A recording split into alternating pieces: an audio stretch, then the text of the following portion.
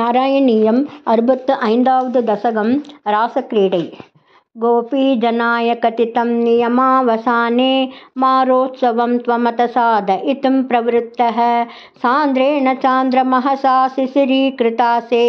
ప్రాపూరయో మురళికాం యమునావనాంతే సమ్మూర్ఛనాభిరుదితస్వరమండలాభిః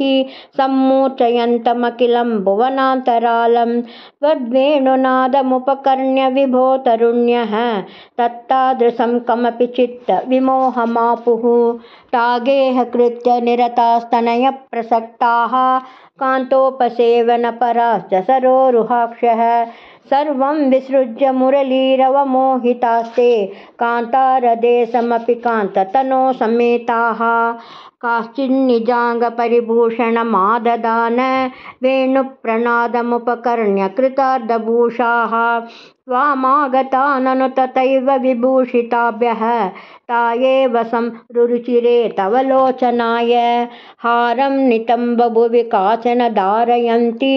काञ्चीं च कण्ठभुवि देव समागता त्वां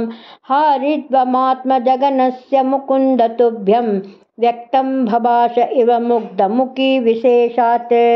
काचित् कुचे पुनरसज्जितकञ्चुलीका व्यामोहत परवधूभिरलक्ष्यमाणा त्वामाययौ निरुपमप्रणयातिभार राजाभिषेकविधये कलसीधरेव काचित् गृहात् किल निरेतुमपारयन्त्यः त्वामेव देवहृदये सुदृढं विभाव्य देहं विधूय परचित्सुखरूपमेकं त्वामाविशन् परमिमाननुधन्यधन्याः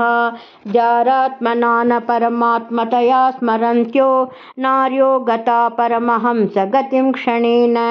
तं त्वां प्रकाश परमात्मतनुं कतश्चित् चित्ते वहन् अमृतमस्रममस्नुवीय अभ्यागताभिरभितो व्रजसुन्दरीभिः